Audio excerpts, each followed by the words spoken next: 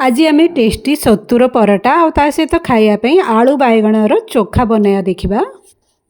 Pressure cooker में आलू को सीझेदबा, टमाटो और बाइगण को पोड़ीकी रखिदबा। सत्तू पराटा पई सत्तूर स्टफिंग बनैबा।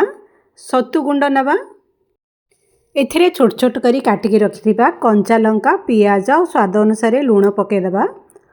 अल्प टिके जुआणी बा आजवाइन को एमती मथिकी पकेला परे एथिरे कला जीरा बा कलंजी को पकेइबा।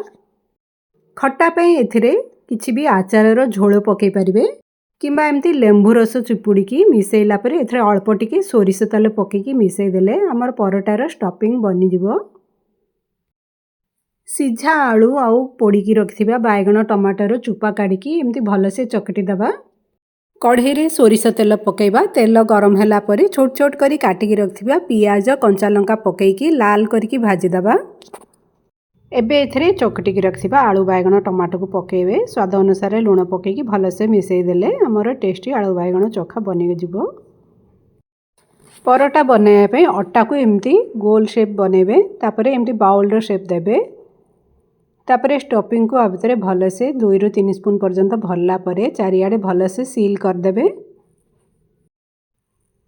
अल्प अल्प अट्टा देकी आकु बेलिबे। बेलला बेलू बेसी जोर रे प्रेस करिवेनी, हल्का हाथ रे बेलिबे जद्वारा कि भीतर स्टफिंग बाहर को बाहरिबो नाही।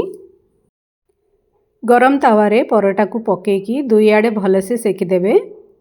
दुई आडे भल भाबे सेकिला परे एथिरे तेल किंबा घिओ देकी चारियाडे लाल करिकी भाजी देबे। मोर टेस्टी सत्तू परोटा बनि जिवो। आजिर एई वीडियो बा रेसिपी आपनकु भल लागिले प्लीज लाइक शेयर सब्सक्राइब कर देबे।